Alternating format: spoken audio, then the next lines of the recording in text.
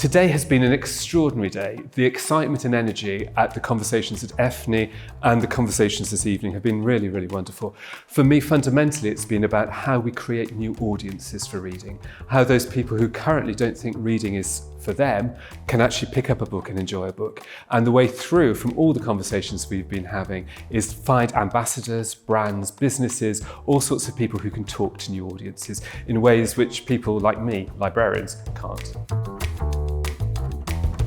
I'm very happy to be in Sopot in Poland for the EFNI conference, but also for the evening we had today to talk about literacy for democracy and business. I'm very happy to see that our Polish colleagues have built up such a strong network of organizations all standing up for literacy and reading promotion, involving business, involving political decision makers, but also a lot of parts of civil society. And I think what we have learned from a lot of other European countries is that building up those strong networks is so important if we want to contribute to social change by improving the level of reading competence for children. And if we know that every fourth child at the end of primary school is leaving primary school without having the proper competence to read and to write, then I think that is the motivation for us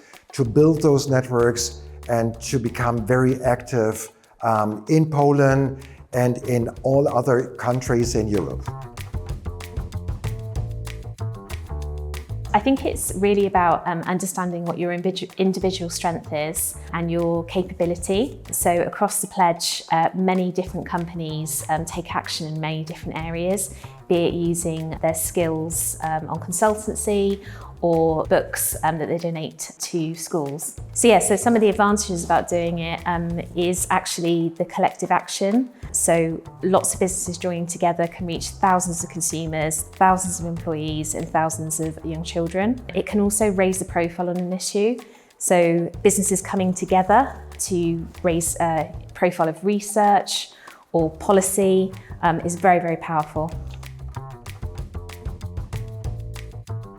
For over 15 years, the National Literacy Trust has been working with the Premier League.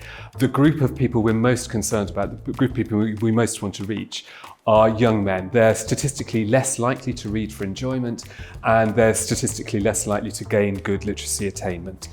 Nothing excites them quite like the Premier League. The very boys who are least likely to open a book are most likely to get excited about hearing Wayne Rooney or another great footballer talk about how important reading is.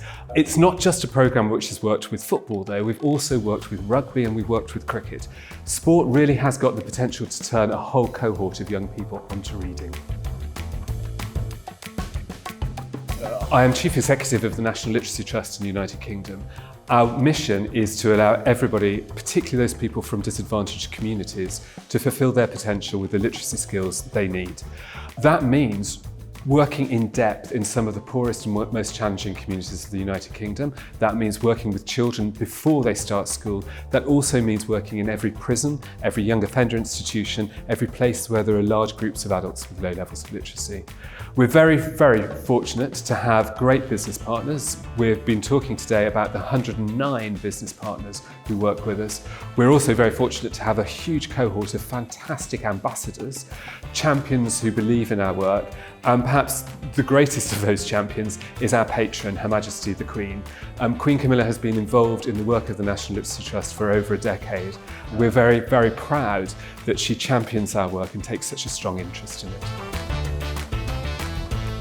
I think it's been absolutely incredible today. I think we share a lot of the same challenges and opportunities.